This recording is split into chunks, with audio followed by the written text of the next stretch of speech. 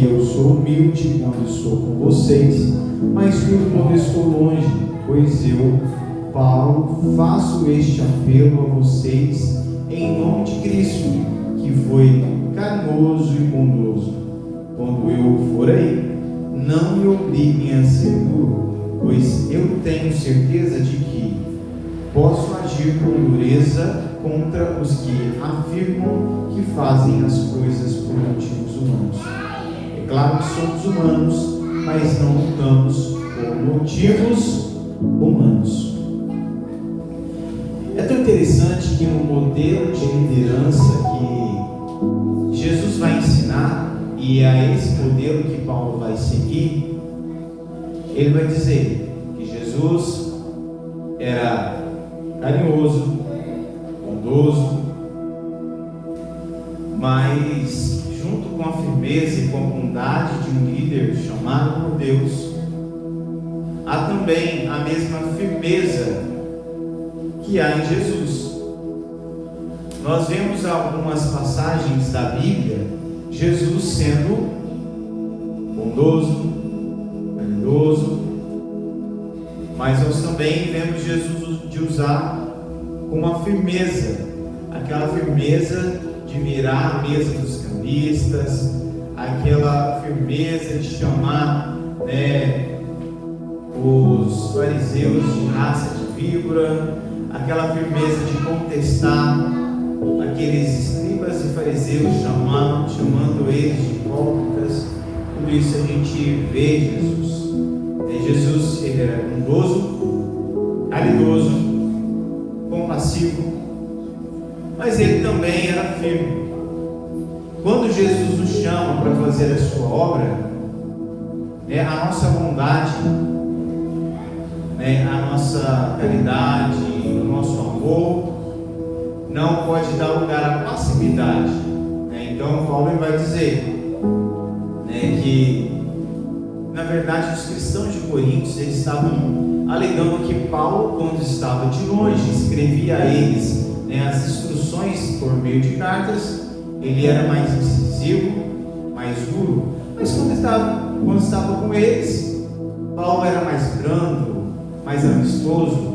Mas o que Paulo está dizendo aqui? Olha, quando eu escrevo a vocês, quando Paulo escrevia aos Coríntios, é porque Paulo, ele estava na verdade respondendo ao pastor daquela igreja, que escrevia uma carta para Paulo e falava das dificuldades da igreja. Então Paulo, ele precisava ser firme para que a igreja resolvesse esses problemas, para que a igreja resolvesse esses impasses. O líder que Deus chama deve ser humilde no tratamento, porque Jesus era humilde no tratamento.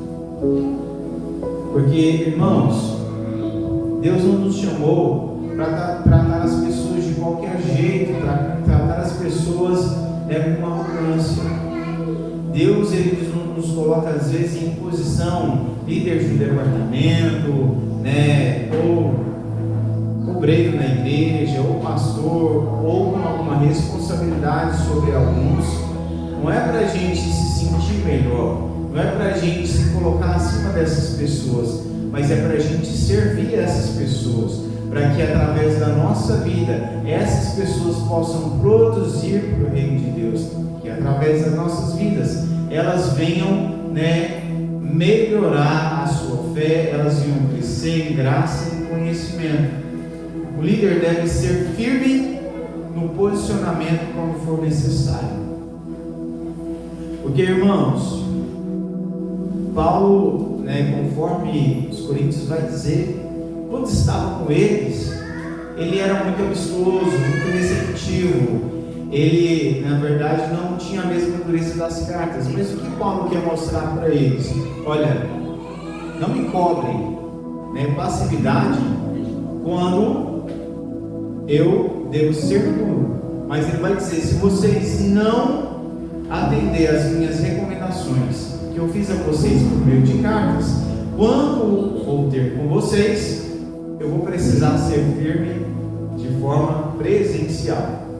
Então o que Paulo está querendo dizer para eles? Olha, quando eu for ver vocês, que vocês estejam, né, ajustando aquilo que precisava ser ajustado, para que a minha visita até vocês, ela possa ser uma visita amistosa, ela possa ser uma visita que seja uma visita de comunhão, e não uma visita para exortar vocês, né, porque ele fala, olha, não me obrigue a ser duro com vocês, porque Paulo está aqui na segunda carta, né, já teve uma primeira carta que ele escreveu aos Coríntios, então ele escreve essa primeira carta, depois visita essa igreja.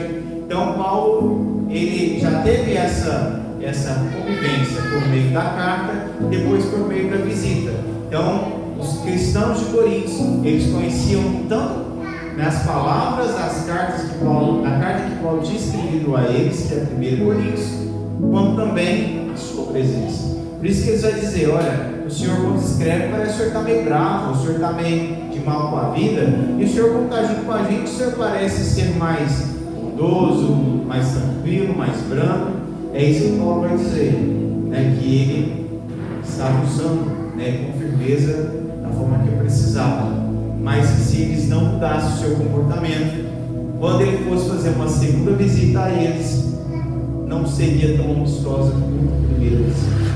Então é isso que Paulo está dizendo, certo? Porque se vocês não consertar, vão ter que puxar a orelha presencialmente. Ou seja, essa advertência que está sendo feita por meio de carta, ela vai ter que ser de forma presencial. É igual quando você chama a atenção de alguém pela mensagem no celular. É mais fácil. Você, na verdade, não está sendo mais formal.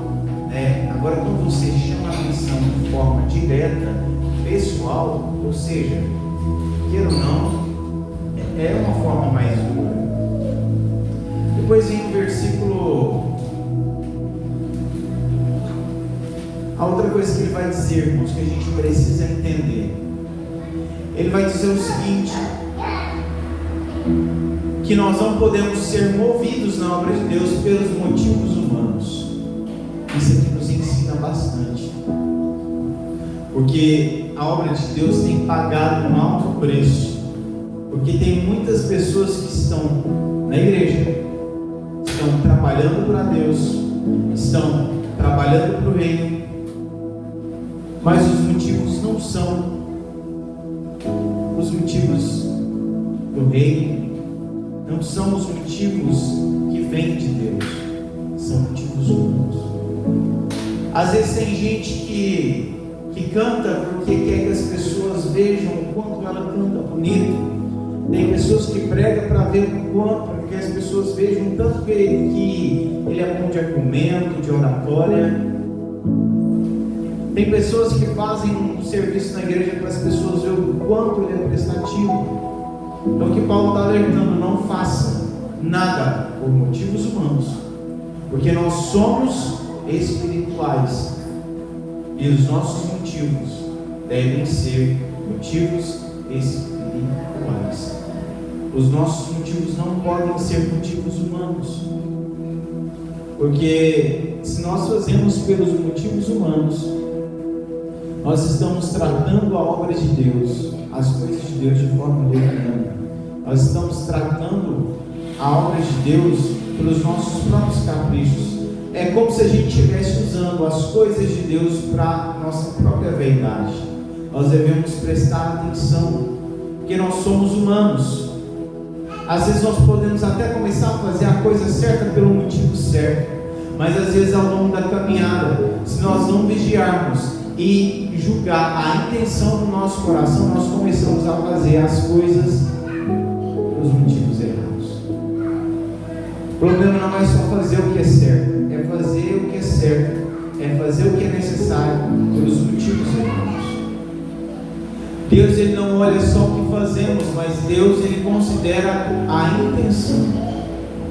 Deus, ele leva em consideração o que está nos movendo a fazer isso, o que está trazendo, na verdade, sobre nós, esse mover, o que está fazendo com que nós venhamos ser impulsionados a fazer o que estamos fazendo.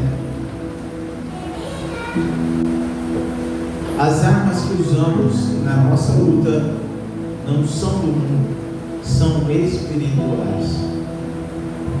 E nós precisamos entender isso, porque quando você vai lutar, você precisa usar as armas corretas. Ou seja, quando você pega a arma de brinquedo e for para uma guerra de verdade, uma luta de verdade, infelizmente você vai morrer. Você não vai durar muito tempo lá. E tem muitas pessoas que estão morrendo espiritualmente, porque estão numa guerra espiritual e estão lutando com armas humanas. E a Bíblia vai nos dizer lá em Efésios quais são essas armas espirituais. Ele vai dizer aqui no capítulo, no versículo 4 e 5. No versículo 4 e 5 do capítulo 10, ele vai dizer: as armas que usamos na nossa luta não são do mundo, são armas poderosas de Deus, capazes de destruir fortalezas e assim destruirmos ideias falsas e também todo orgulho humano, que não deixa que as pessoas conheçam a Deus. Dominamos todo pensamento humano e fazemos com que ele obedeça a Cristo. Couraça da justiça. O que é essa couraça da justiça? É nós sermos movidos pelos nossos valores, que deve ser justo. Ou seja, a palavra de Deus vai falar: bem-aventurado aquele que tem fome e sede de justiça. Bem-aventurado aqueles que têm fome e sede de justiça, porque eles serão fartos. Ou seja, se nós quisermos lutar essa guerra espiritual, nós precisamos ter um coração que luta e que busca a justiça. Mas não é buscar a justiça do outro, cobrar a justiça do outro, cobrar a justiça de nós mesmos. Será que eu estou sendo justo? É se colocar no lugar do outro, é pensar na dor do outro, porque a única forma que nós conseguimos ser justos, o que é ser justo? É você ser equilibrado, é você não pensar apenas no próprio umbigo, e essa arma como cristão nós devemos usar, porque nós precisamos ser justos, porque o nosso Deus é justo. Então a primeira arma que a gente vai usar, que a palavra de Deus vai nos dizer, é a couraça da justiça. O crente, ele precisa ser justo, calçando os pés na preparação do Evangelho da paz. Ou seja, irmãos, nós precisamos calçar os nossos pés. Pés vai falar o quê? De se locomover, de andar.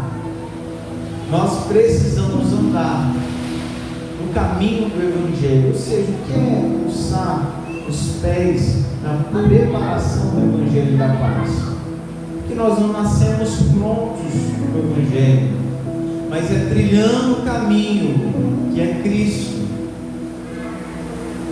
que nós vamos ser calçados e projetados nesse caminho que nos prepara para o céu. Outra coisa, o escudo da fé.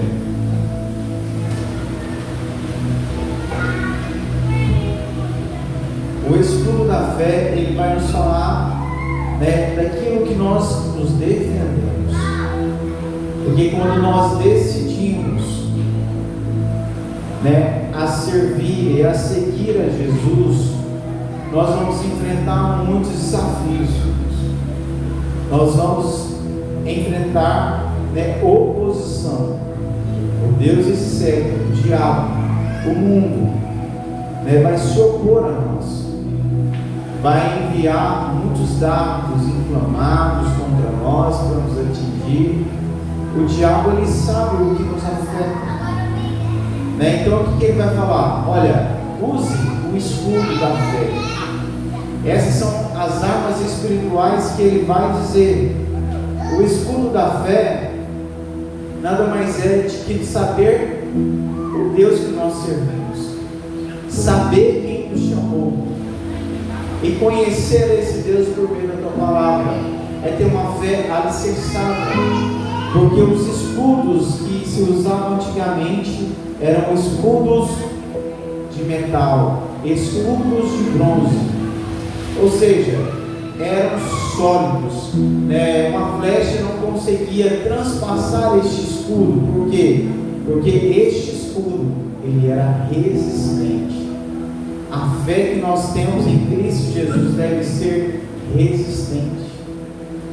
A fé que nós temos em Deus deve prevalecer sobre qualquer circunstância, porque nós vamos ser atacados na nossa fé, nós vamos ser atacados na nossa vida espiritual. O diabo por muitas vezes vai chegar e vai tentar dizer a nós mesmos: olha, você não é quem você pensa ser, você quer dar uma de justo aí, mas olha o que você já fez, olha os seus efeitos, olha quem você é. O diabo, ele é sujo, ele tenta, minar a nossa fé, ele tenta nos dizer: olha, quem é você? Mas o que nós precisamos é nos defender. Eu fui chamado por Deus. Deus, ele me comprou por um alto preço. Jesus pagou meu preço lá na cruz, Eu sou nova criatura. Eu estou em Cristo Jesus. Não há mais condenação sobre a minha vida. Ou seja, é sempre se defender das acusações, é sempre se defender das oposições que o diabo vai lançar sobre nós. O capacete da salvação vai falar sobre a nossa mente. Nós devemos nos proteger. Tem coisa que a gente pensa que a gente está pensando nada, mas são maus pensamentos que o diabo lança sobre nós. Nós devemos vigiar. Tem maus pensamentos que, se forem cultivados, se a gente der espaço, pode nos destruir, pode destruir a nossa fé. Quando o soldado ele ia para o campo de batalha, o que era mais, os pontos que eram mais protegidos era o tronco, que se usava o escudo, essa armadura também, e o capacete. Porque se você atinge alguém no peito, no coração ou na cabeça, você acaba com essa pessoa. Pode ser fatal. Então nós precisamos, como cristãos, como servos de Deus, ser vigilantes. Esse capacete é a vigilância constante, a proteção, fazendo com que todo pensamento que não vem de Deus, todo pensamento que é contrário à palavra de Deus, seja expurgado da nossa mente, seja repreendido no íntimo do nosso coração. Porque nós podemos, às vezes nós não conseguimos cercar os pensamentos, mas nós conseguimos repreendê-los, nós conseguimos fazer com que eles sejam lançados fora da nossa mente. A outra arma é a espada do Espírito, que é a palavra de Deus. Quando a gente vai olhar para a tentação que Jesus sofre no deserto, uma coisa que me chama a atenção é que Jesus ele sempre se defendia com a palavra, porque o diabo ele é especialista em distorcer a própria palavra de Deus. Não é porque é palavra de Deus que você deve comprar, você deve analisar tudo que você ouve, você tem que verificar se realmente aquilo não está sendo, na verdade, uma armadilha, porque o diabo ele é especialista em distorcer a palavra de Deus. Então o que a gente deve fazer? Conhecer a palavra de Deus, lê-la, meditar nela. Por quê? Porque é só conhecendo a palavra de Deus que a gente vai conseguir lutar essa luta, porque a espada ela fala de combate. Então o diabo ele vai tentar enviar algo contra você, e é com a palavra de Deus que nós vamos derrotar tudo isso que ele lança contra nós. Essas armas destroem fortalezas espirituais. Essas armas elas têm um poder gigantesco. às vezes tem doença, às vezes tem problema na nossa vida que não é de forma humana, não é da ordem humana, é espiritual. E aquilo que é espiritual, nós só vamos vencer, nós só vamos conseguir, né, sobressair sobre essas coisas quando nós usarmos as armas espirituais. Quando a gente usa essas armas, a gente destrói a fortaleza. Quando a gente usa, né, a palavra, o jejum, a oração, a meditação na palavra, nós conseguimos destruir fortalezas espirituais. Depois ele vai dizer ideais e falsos, ideias falsas e orgulho humano que impedem que as pessoas conheçam a Deus. Então, essas armas, né, que nós acabamos de falar, elas destroem ideias falsas. O que são essas ideias falsas? Aquilo que eu acabei de mencionar, que são palavras que vêm do Evangelho, mas são distorcidas, né? São entendimentos errôneos sobre a palavra de Deus que são lançados como uma casca de banana para que a gente venha escorregar. Quando o diabo ele tenta Jesus, ele usa a palavra para tentar fazer com que Jesus viesse cair nas suas tentações. Então, essas armas, elas têm o poder de nos auxiliar e destruir essas falsas ideias, esses falsos raciocínios. E ela destrói também o orgulho humano que impede as pessoas de conhecer verdadeiramente a Deus. Tem muitas pessoas que estão aqui, mas por causa do orgulho humano elas não conhecem Deus de verdade. Tem pessoas que estão aqui e estão buscando seu próprio bem-estar, buscando na verdade bens materiais, buscando na verdade coisas humanas. Aí Paulo vai nos dizer, se a gente esperar em Cristo apenas nessa vida, nós somos os mais miseráveis dos homens. E nós, como cristãos, nós precisamos combater o nosso orgulho humano. Domina o pensamento humano e o submete a Cristo. Essas armas é as armas que a gente deve usar todo dia para submeter o nosso entendimento à palavra de Deus. Nós só vamos pensar conforme a vontade de Deus quando nós submetemos os nossos pensamentos, os nossos valores aos moldes da palavra de Deus. Depois no versículo 6 ele vai dizer: antes de cobrarmos obediência dos outros, precisamos dar exemplo.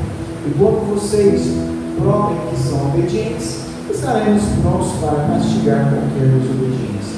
Por que eles estão dizendo que eles estão cobrando? Com a cobrança deles é sobre a atitude de Paulo sobre a desobediência de algumas pessoas. Mas essas pessoas que cobram desobediência, em certo ponto, também desobedecem à palavra de Deus.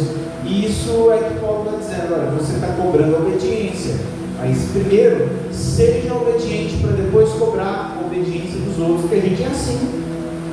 A gente gosta de olhar para as pessoas e cobrar, a obediência naquilo que elas estão falhando, mas a gente se esquece que às vezes a gente tem algo para melhorar, e é isso que ele está dizendo aqui.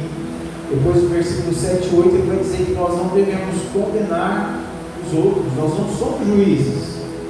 Quem nos condena, quem nos julga é Deus. Nós não temos que ficar condenando ninguém, reprovando ninguém. Lógico que a gente tem que julgar as pessoas de uma certa forma para a gente não reproduzir o mesmo padrão que elas reproduzem. Ok. Agora, emitir juízo e reprovar o comportamento dela numa conversa ou denegrir a imagem dela, Deus não nos chamou para fazer isso. A gente tem que olhar para as pessoas e ver quem elas são, para que a gente não venha se misturar com pessoas que, na verdade, são mau testemunho para as nossas vidas. Só isso. Agora, ficar, falar, o fulano isso, não, deixa ele, Deus que é o nosso juiz, é Ele que nos julga, né? Ele é o único que pode nos julgar, porque Ele é o único puro, justo e verdadeiro. Nós, por mais que a gente venha tentar, nós não vamos conseguir ser totalmente justos, porque a gente é pecador. Vocês julgam as coisas pela aparência. Se uma pessoa tem certeza de que pertence a Cristo, deve pensar de novo a respeito disso, pois nós também pertencemos a Cristo, tanto quanto essa pessoa, o Senhor Jesus, me deu autoridade sobre vocês, não para destruí-los, mas para fazê-lo crescer espiritualmente. Embora eu tenha me orgulhado pouco demais da minha autoridade, não tenho nada de me envergonhar. Gente, assim, a gente julga as coisas pela aparência. Mas se tem uma coisa que nos engana, é a aparência. A gente pode olhar algo pela aparência, a gente pode condenar algo que não se deve condenar, e a gente pode aprovar algo que é condenável. Então o que Paulo está dizendo? Não julgue pela aparência. Nós precisamos nos policiar. E como, por exemplo, eu não consigo conhecer a vida de uma pessoa de forma integral, por isso que eu não posso julgar. Porque se eu julgar, eu vou estar julgando pelo que está aparente para mim. Cuidado, você pode julgar e emitir juízo de uma pessoa que pertence a Cristo. Ou seja, quando eu me constituo juiz, eu posso estar condenando quem Deus absolveu por meio de Cristo. Às vezes eu estou condenando o comportamento de alguém que já perdeu o perdão pela falha que cometeu. Ou às vezes eu estou condenando alguém por uma suposta falha que eu acho que foi falha, que na verdade nem foi falha assim, porque o nosso coração é enganoso.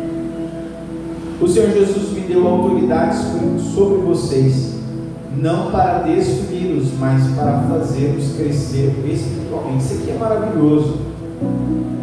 Deus nos dá autoridade sobre as pessoas, não é para a gente humilhar as pessoas, não é para a gente ferir, não. Deus nos dá autoridade para a gente fazer com que a pessoa cresça. Ou seja, quando Deus coloca alguém sobre os meus cuidados, não é para eu me projetar, é para que eu seja bênção, canal de bênção na vida dessa pessoa. E embora eu tenha me orgulhado um pouco demais da minha autoridade, não tenho nada de me envergonhar. Porque a gente é assim, a gente é tendente a se orgulhar daquilo que a gente faz de bom. Mas olha, embora eu tenha falhado em me orgulhar sobre a autoridade que Deus me confiou, eu não tenho que me envergonhar, porque esse orgulho foi contido a tempo de que se transformasse em ferida na vida de alguém, para que se transformasse em soberba na vida de Paulo, porque quando nós usamos a autoridade que Deus nos deu de forma descontrolada, a gente tem aí exemplo, por exemplo, de juízes na nossa nação que usa o poder que tem de forma desordenada. Isso gera injustiça. E embora eu tenha me orgulhado, já falei, depois versículo 9, 10 e 11 e 12 vai dizer: a orientação não vem para assustar, mas para preservar. O objetivo da instrução da palavra de Deus não é para nos assustar. Quando o pai fala assim para a criança: olha, não mexe nessa faca, porque essa faca pode te machucar, ele não está querendo dar medo para a criança, ele está querendo colocar pavor na criança, ele está querendo apenas alertar que aquilo pode machucar. Não quero que pareça que estou tentando assustar vocês com as minhas cartas. Alguém vai dizer: a carta de Paulo são severas e duras, mas quando ele está conosco é tímido, e quando fala é um fracasso. Porém, essa pessoa deve saber que não existe diferença entre que escrevamos nas cartas quando estamos longe e o que fazemos quando estamos aí com vocês. É claro que não nos atrevemos a nos igualar ou a nos comparar com aqueles que pensam que são importantes ou são ignorantes. Primeiro, eles resolvem quais as medidas que irão usar para medir. Depois, eles julgam de acordo com essas medidas. A autoridade não está na aparência, mas na unção e na conduta que carregamos. Porque os fariseus, a autoridade deles estava na aparência, na vestimenta, em se parecer justo, em se parecer muito santo. Mas na verdade, o que nos traz autoridade sobre as nossas vidas não é a aparência que nós carregamos, mas a unção que está dentro de nós. Quando a nossa unção transborda, é nítido a autoridade. A autoridade no mundo espiritual, ela não se conquista por aparência, ela se conquista por vida espiritual, que na verdade é construída de jejum, de oração, construída no secreto. Não é construída de forma aparente, mas é construída no secreto, construída em intimidade com Deus. Paulo não era duas caras, mas se posicionava de acordo com a situação. Quando estava com os coríntios, era um momento de comunhão. Quando escrevia, era um momento de ensino. Como que Paulo pensava? Olha, quando eu estou com vocês, é o momento da gente confraternizar, é o momento da gente ter comunhão. Quando eu estou longe, é o momento da gente ensinar, ou seja, isso me ensina, sabe por quê? Quando a gente está aqui na igreja, no momento da palavra, é o momento às vezes a gente ensinar. Às vezes o ensino a gente vai precisar ser duro, mas no momento da convivência, essa dureza tem que estar aqui. A palavra não pode transcender a convivência.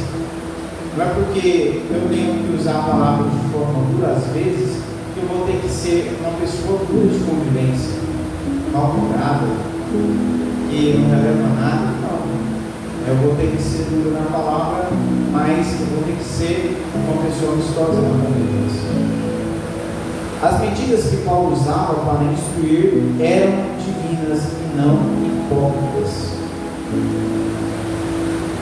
O molde que Paulo usava para nos passar, o molde cristão, é o molde que ele teve da Bíblia Sagrada, que ele teve através da vida de Cristo. E ele sempre quis dizer que ele não era perfeito, que ele era miserável e pecador. Mas ele sempre exaltou o molde que nós, como cristãos, precisávamos seguir. Ele sempre exaltou o que nós precisávamos viver e aquilo que ele também lutava para viver. No versículo 13, 14, 15, ele vai dizer que nós precisamos conter o nosso orgulho. Orgulho é algo que precisa ser bem administrado, que senão vai nos destruir. Nós não vamos nos orgulhar além de certos limites. Deus é quem põe os limites no nosso campo de trabalho. Ele nos deixou chegar até vocês em Coríntios. Desde que vocês estão dentro desses limites, não fomos alguém deles quando chegamos até aí, levando o Evangelho de Cristo. Assim não nos orgulhamos do trabalho que outros têm feito em lugares que vão além dos limites que Deus nos deu. Pelo contrário, esperamos que a fé que vocês têm possa crescer e que possam fazer um trabalho ainda maior entre vocês, sempre dentro dos limites que Deus tem posto para nós. Deus é quem põe os limites do nosso campo de trabalho. Isso é maravilhoso. Deus não é um Deus desordeiro. Por exemplo, o que Deus confiou para fazer, por exemplo, se Deus te confiou um departamento aqui, cuide do seu, respeite o espaço do outro departamento, não vai se intrometer do outro lado. Ou seja, se Deus me deu essa igreja aqui para me tomar conta, eu devo esquecer a igreja do outro, eu devo esquecer a denominação do outro, porque eu tenho que me preocupar com o meu campo de trabalho. Porque se preocupando com o meu campo de trabalho, às vezes eu vou falhar em algo, vou deixar passar, ainda mais quando eu deixo de preocupar com o meu, preocupo com o outro, aí fica pior. Não nos orgulhamos dos méritos dos outros, cada um se orgulha de seus feitos. É tão interessante que o que é mérito meu no reino de Deus é meu. Deus não nos proíbe de dizer, olha, Deus me usou para fazer isso. Só não posso tomar a glória de Deus. Mas você foi participante. Ou seja, a glória de Deus, você pode dizer, pela glória de Deus me deu a oportunidade de viver isso. Deus me deu a oportunidade de, através da minha vida, Deus ter se manifestar a sua glória, a sua misericórdia. E nós conseguimos conquistar tal objetivo. E o que a gente tem que entender é que nós podemos sim nos orgulhar, não tomar glória para si, mas entender que Deus nos usou para certas ocasiões que foram benéficas para o reino dele. Agora, uma coisa é fato, eu não posso tomar do outro o mérito que é dele. Já viu que tem gente que uma pessoa fez essa parede, chega aqui e tem coragem de falar assim, essa parede que fez, às vezes você pintou a parede. Infelizmente, aí por isso que tem as dissensões aí dentro da igreja. É um querendo tomar o mérito do outro, tomar o espaço do outro. Ou seja, às vezes um departamento conquistou X, e aí depois recebe outro líder nesse departamento. Não, eu peguei isso aqui não era nada. Isso acontece muito em Deus. Pede um testemunho para nós. Nós devemos respeitar o que é mérito do outro. Precisamos conter o nosso orgulho. Então podemos anunciar o Evangelho em muitas regiões, além daquele onde vocês moram. Isso sem entrar em campos de outras pessoas, para não nos orgulharmos do trabalho feito por elas. Como dizem as Escrituras Sagradas, quem quiser se orgulhar, se orgulhe daquilo que o Senhor faz, pois a pessoa só é aprovada quando o Senhor aprova, e não quando a aprovação vem de si mesmo. Isso que é tão interessante, irmãos, porque se a gente tiver que orgulhar, orgulha do que o Senhor fez através da sua vida, retribua a glória a Ele. Agora, tem gente que ela mesma aprova ela, já viu? Por exemplo, quando eu faço algo, deve ser reconhecido pela igreja, por Deus. Eu tenho que ficar procurando e reconhecendo o que eu faço. Se Deus me usa para fazer algo, é muito feio você ficar reconhecendo aquilo que você faz de bom. Isso deixa nítido que o seu orgulho está procurando um reconhecimento humano. Ou seja, você deixa evidente que você é bom em algo, buscando o aplauso e a aprovação de alguém. Deus não quer que a gente viva assim. Deus quer que a gente busque a aprovação do céu. E às vezes a gente está procurando a aprovação humana. Quem nos chamou foi Deus. Quem nos capacitou foi Deus. Quem vai nos dar o galardão é Deus. Então por que a gente está procurando reconhecimento humano? Às vezes, a gente pensar um pouquinho mais, a gente vai entender que às vezes a gente procura as coisas erradas, a gente se engana. Então a gente tem que entender, quem nos chamou foi Deus, quem nos capacitou foi Deus. Então a gente tem que buscar o reconhecimento ao povo de Deus, né?